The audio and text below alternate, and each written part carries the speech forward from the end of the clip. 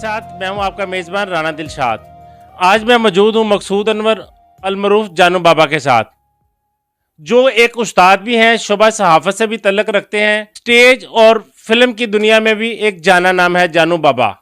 44 से ज़ायद फिल्में कर चुके हैं, बेशुमार स्टेज ड्रामे भी कर चुके हैं, मरूफ फनकारों के साथ काम कर चुके हैं। अमानुल्लाह मस्ताना, नसीम विक्की, इफ्तिखार ठाकर, नासिर चनियोटी समेत मरूफ फनकारों के साथ इन्होंने काम किया।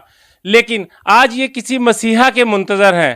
कुछ अरसा से ये शुगर के मर्ज में मुब्तला थे, जिसकी वजह से इनका ऑपरेट हुआ। बात करते हैं जानू बाबा से। अस्सलाम वालेकुम सर। जी वालेकुम सलाम। सर कैसे हैं आप? खैरियत से हैं? अल्लाह ताला जिस हाल में रखे, शुक्र अल्हम्दुलिल्लाह। सर मैंने तो हमेशा आपको हंसते मुस्कराते देखा, आज आपको मैंने इस हालत में देखा या सुना तो बड़ा रंजीदा हुआ और मैं पहली फुर्सत में आपके पास आया। तो सर ये क्या हुआ ये था कि मैं डायबिटिक पेशेंट हूँ और गुज़श्ता 20 साल से मैं ज़ियाबीतस के मर्ज़ में मुब्तला हूँ। लेकिन राना साहब, बंदे को पता नहीं होता कि तकलीफ़ और बुरा दिन कब आएगा, तो इंसान लाइलम होता है। तो मेरे पाँव पे छोटा सा ज़ख़म हुआ तो मैंने उसको बड़ा नॉर्मल लिया। मैंने कहा ठीक हो जाएगा इंशाल्लाह ताला। लेकिन मुझे नहीं पता था कि ये ज़ख़म जो है वो वबाल जान बन जाएगा। और उसके बाद फिर तमाम इलाज करवाने के बावजूद मेरा पाँव स्वेल हो गया। मैं बड़ी तकलीफ़ में था, बड़ी परेशानी में था।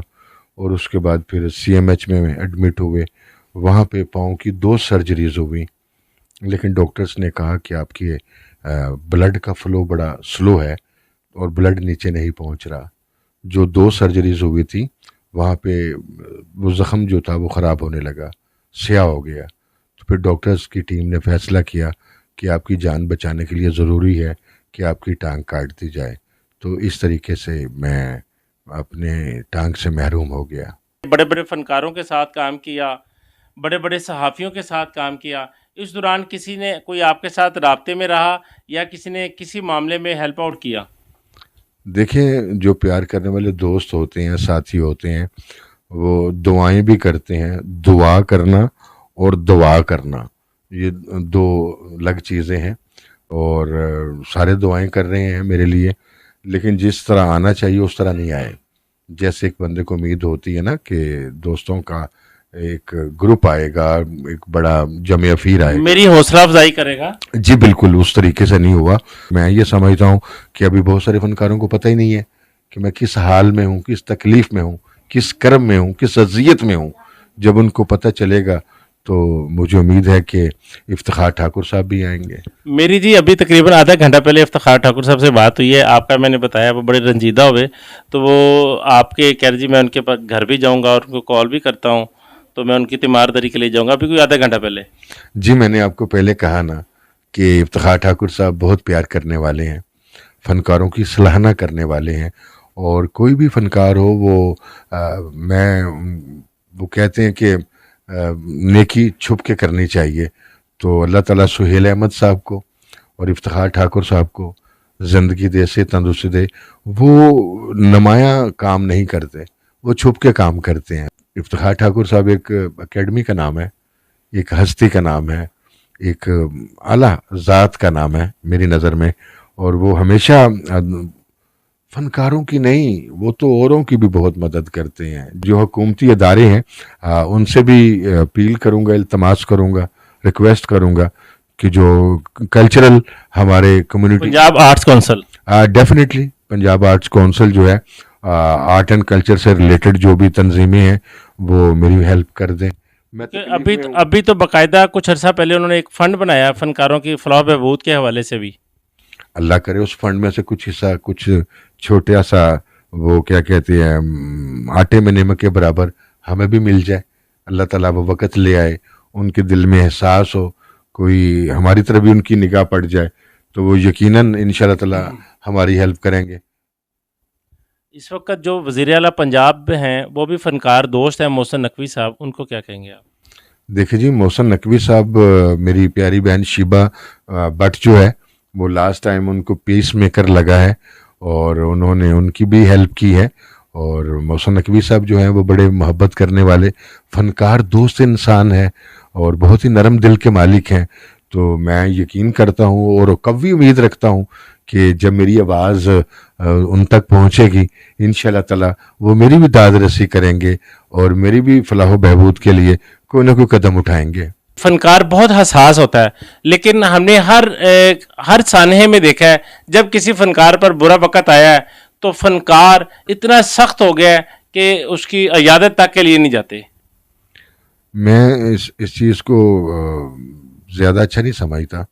दुख तकलीफ़ किसी का भी हो, परेशानी किसी की भी हो, हमें शामिल हाल रहना चाहिए। जानू बाबा आज भी अपने फनकार साथियों इफ्तिखार ठाकर साहब, नासिर चनियोटी साहब, मैडम खुशबू, मैडम निदा चौधरी और जिनके साथ भी इन्होंने काम किया है, आज ही उनकी तरफ देख रहे हैं। उनको इनके पास आना चाहिए, इनको इनकी इयादत भी करनी चाहिए, इनके पास आकर बैठकर इनको हौसला भी देना चाहिए और इनकी मदद भी करना चाहिए। जानू बाबा आपकी अभी कुछ जो ज़ेर तकमील फिल्में हैं वो कौन सी हैं? जी मैं अभी राइट अवे सैयद नूर साहब की फ़िल्म ललकारा सिंह इन लाहौर, उसमें शफ़क़त चीमा साहब के साथ एज ए विलन कर रहा हूँ। उसके बाद एक मेरी फ़िल्म है मेरी लाडली, हाजी शफीक साहब की, फैसल मदनी साहब की वो प्रोडक्शन है और वो भी इंशाल्लाह ताला बहुत जल्द जो है वो सनमा स्क्रीन पे मौजूद होगी। और जो मेरे प्रोजेक्ट्स हैं जिनमें मैं काम कर रहा हूँ और बदकिस्मती से मैं डिसेबल्ड हो गया हूँ, मैं अपने परवरदिगार से कभी उम्मीद रखता हूँ कि मैं मसनूई टांग लगाकर अपना ज़िंदगी की दौड़ में शामिल हो जाऊँगा। अल्लाह ताला आसानियाँ फरमाए जी आपके लिए। जज़ाकल्लाह। और मेरी टांग कटी है, मेरी हिम्मत नहीं लेकिन कटी, हौसला भी जो हौसला है मेरा कायम है, एनर्जी मेरी कायम है और मैं इंशाअल्लाह वापस आके काम करूँगा और जो अपने अनकम्प्लीट प्रोजेक्ट्स हैं उनको मुकम्मल करूँगा इंशाअल्लाह ताला। जी भाभी, आप जब जानू बाबा को हॉस्पिटल लेकर गई, ट्रीटमेंट शुरू हुआ, जब ऑपरेशन का बताया तो क्या फीलिंग थी आपकी? हम लोग बहुत परेशान हो गए थे कि ये इन्होंने टांग काटने की बात कर दी है, तो हम बहुत परेशान हो गए थे। लेकिन मैंने अपनी परेशानी पे ज़ाहिर नहीं की, ना बच्चों ने की। कहते हैं मम्मा अगर हम परेशान होंगे तो पापा और डिसार्ट हो जाएंगे। तो सबसे बड़ी बात आपकी जान बच जाएगी, आप हमें बैठेंगे, दोबारा मैं आपका घर लेके जाऊंगी, ठीक करके लेके जाऊंगी। मैंने इनको बड़ा हौसला दिया, बच्चों ने भी दिया, तो ये कि हम इनका हौसला बने रहे। जब आपको डॉक्टर ने कहा कि अब आपकी टांग काटनी पड़ेगी तो क्या सोचा आपने? देखिए जब डॉक्टर साहब ने कहा कि आपकी टांग काटनी पड़ेगी, एक लम्हे के लिए आंखों का अंधेरा आ गया। सच्ची बात है, यकीन ही नहीं मुझे आया कि मेरे जिस्म का एक हिस्सा मेरे से जुदा हो जाएगा। मैं कहता हूँ कर्बनाक कैफियत थी जब उन्होंने कहा कि आपकी टांग को काटा जाएगा और टॉयलेट भी नहीं जा सकता। ये बीवी और मेरा बेटा है जो मेरे हेल्पिंग हैंड बने हुए हैं। और फिर सबसे बड़ी बात है कि अल्लाह ताला की ज़ात किसी बहन भाई को आजमाइश में न डाले, इम्तहान में न डाले, क्योंकि अब मुझे अंदाज़ा हुआ है कि जब रात को मैं इनको उठाता हूँ कि मुझे बाथरूम ले जाएं या मुझे टॉयलेट करवा दें, तो ये बेचारे जब उठते हैं तो मैं जानता हूँ कि वो किस गहरी नींद में होते हैं और गिरते पड़ते मुझे लेके जाते हैं पेशाब करवाने के लिए। हौसला भी नहीं पड़ता कहने को और मजबूरी भी है। डेफिनेटली अब जो मेरी कैफियत है, जो मेरी हालत है, उसको मैं किन अल्फाज में बयान करूं। एक बेबसी की कैफियत है। अल्लाह ताला की ज़ात जितने भी मेरे बहन भाई हैं, जितने भी लोग हैं, किसी को तकलीफ़ और मुसीबत में न डाले। आज मैं भी बड़ा गमगीन हूँ कि एक हर वक्त हंसता मुस्कराता लोगों को हंसाने वाला फनकार बेबसी के आलम में बैठा है और अपने साथी फनकारों की राह तक रहा है। हिम्मत रियाज फाउंडेशन के जनाब शेख रियाज अहमद से गुजारिश करूँगा, जो डिसेबल्स पर्सन के लिए बहुत से उनके काम हैं, और जानू बाबा को एक मसनूई टांग के लिए अपना किरदार अदा करें। शेख रियाज साहब का बहुत ममनून रहूँगा। अल्लाह ताला की ज़ात उनको सलामती दे, तंदुरुस्ती दे।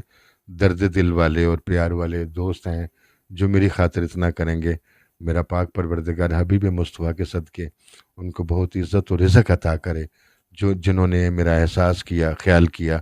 अल्लाह ताला पंजाबी च कहते हैं तत्ती हवा ना लावे। जी नाज़रीन, इसी के साथ अपने मेज़बान राना दिलशाद को दीजिए इजाज़त। मिलते हैं एक नई वीडियो के साथ। अस्सलाम वालेकुम।